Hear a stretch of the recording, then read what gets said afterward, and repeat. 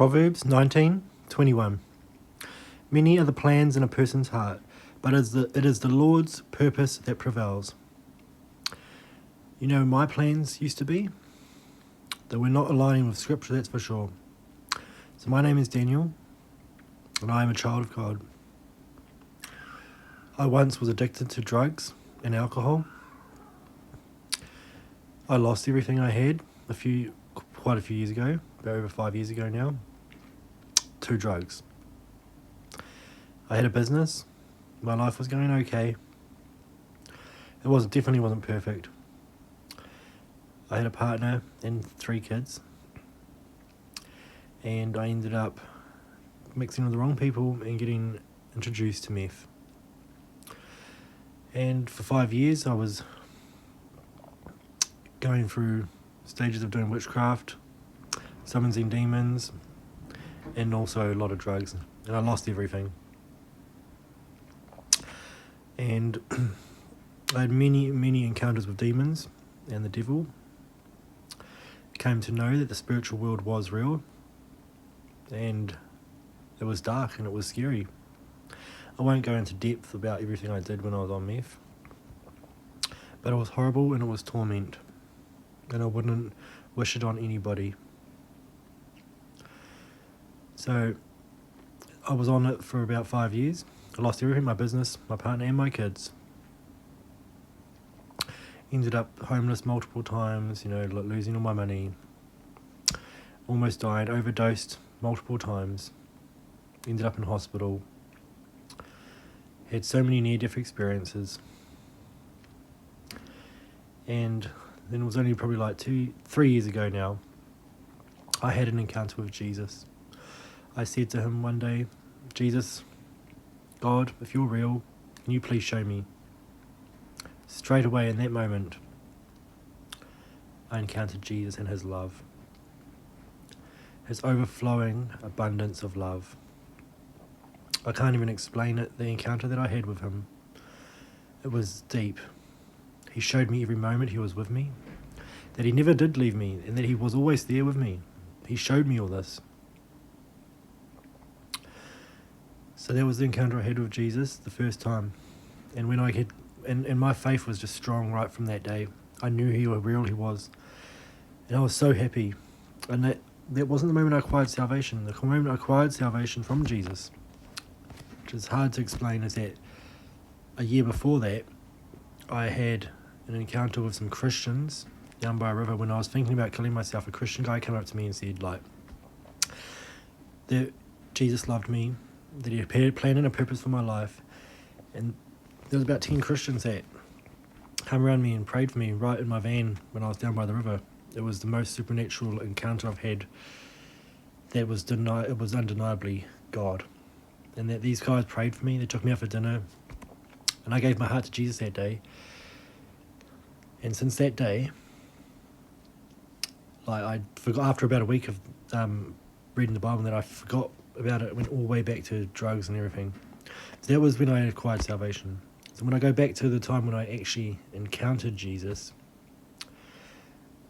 that was when I had the revelation that it wasn't just a coincidence or a hallucination. That time when I encountered those people, when I gave my heart to Jesus. So when I gave it to him, my heart to him, he was there with me, even though I had lost faith and lost deception and been got deceived by all the drugs and the demons. So yeah, and since that day of meeting Jesus in my garage, I had only relapsed 5 times on drugs since that first encounter. And every time I did, I encountered Jesus again. One time I did it, I was feeling so guilty, and I started calling out to him and repenting straight away within hours of me doing it. And I looked at the end of my bed, and Jesus was standing there. His eyes looked so holy and innocent.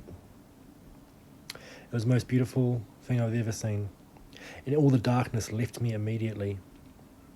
And he was warning me, I was taking his grace for granted, because I was sort of thinking I could just get high, have a little bit of fun, and then come back to God. And yes, God is forgiving and loving and faithful, and he will always save us. But we have to be careful not to take his grace for granted. So I had a couple of encounters like that. So in total, I did it 5 times after encountering him fully. The very last time that I did it, I started talking and associating with the demons after I got high that Jesus saved me from.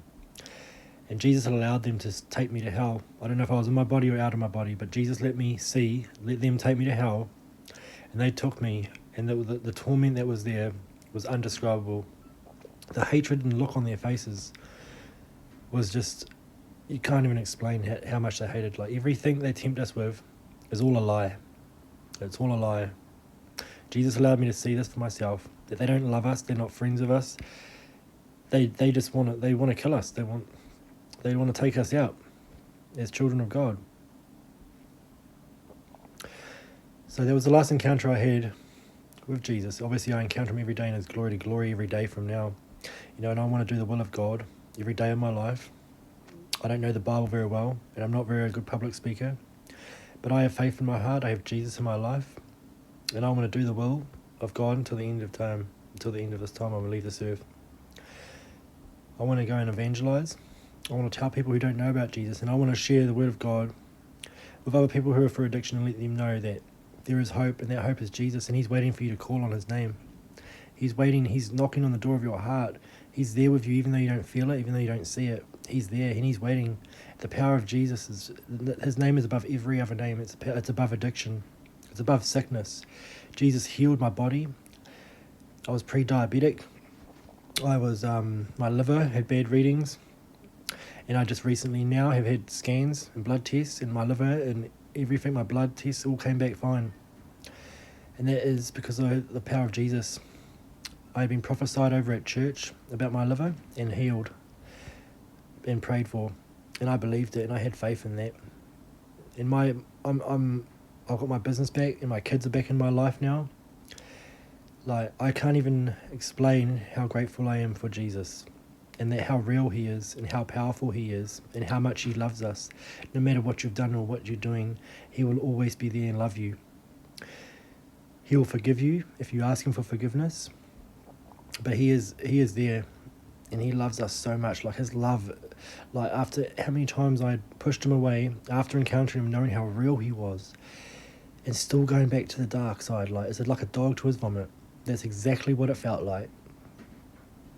But Jesus was so faithful. He was there every time. Like, the last time I encountered him, when that demon showed me when he let me see what hell was like, with so much torment, and when I called out to Jesus in those moments, I'm pretty sure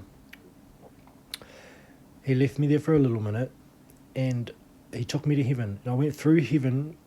I didn't see much, but I felt it all, and I experienced just eternity, and it's just so good. Like, you wouldn't even need to worry about anything that's ever happening here on earth. I know we do, but when you're there, the love, the overflowing love and power and goodness and peace that surpasses all understanding is just, everything is just so perfect in heaven. Just we don't need anything apart from Jesus.